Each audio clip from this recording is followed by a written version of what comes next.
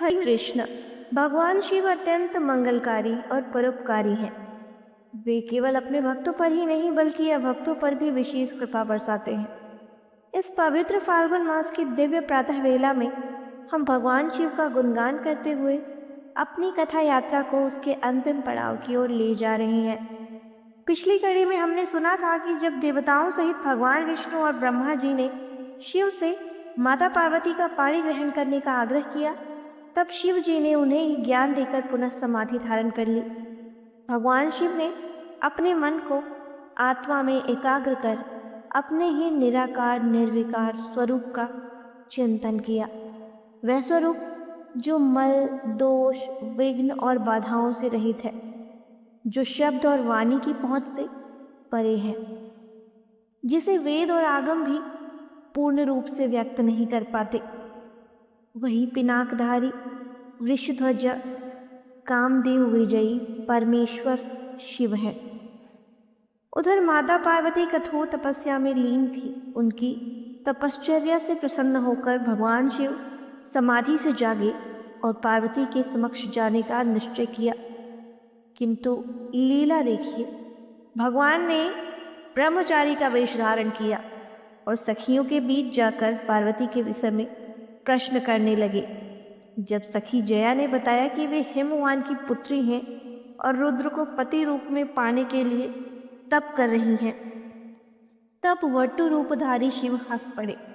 उन्होंने रुद्र की निंदा करते हुए कहा, वह तो शमशानवासी है, भस्मधारी है, सर्पों को आभूषण बनाता है। ऐसी सुकुमारी कन्या को उससे क्या प्रयोजन? यह सुनकर माता पार्वती का हृदय क्रोध से भर उठा। उन्होंने सखियों से कहा, जो महात्माओं की निंदा करता है उससे वार्तालाप भी नहीं करना चाहिए।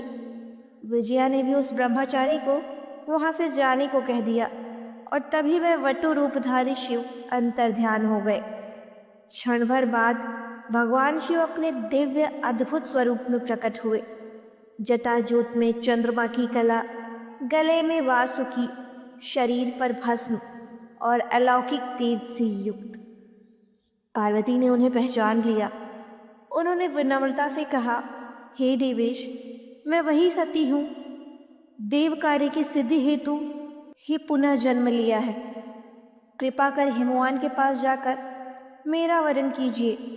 तब शिव जी ने अद्वैत का महान रहस्य बताया।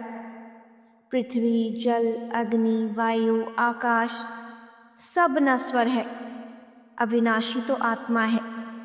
हे देवी, ये संपूर्ण सृष्टि तुम्हारी प्रकृति से प्रकट हुई है। मैं तो साक्षी मात्र हूँ। परंतु उन्होंने यह भी कहा कि वे किसी से याचना नहीं करेंगे। इतना कहकर वे अंतर्ध्यान हो गए। तभी हिमवान और माता मैना वहां पहुंचे। पार्वती ने उन्हें प्रणाम किया और आगे क्या हुआ ये हम जानेंगे फाल्गुन मास कथा श्रृंखला की अगली कड़ी में, कल प्रातःकाल आपके अपने चैनल आस्था, श्रद्धा और भक्ति पर। इसी के साथ आज की फाल्गुन मास कथा को यहीं विराम देते हैं। मिलते हैं कल प्रातःकाल। हरे कृष्ण।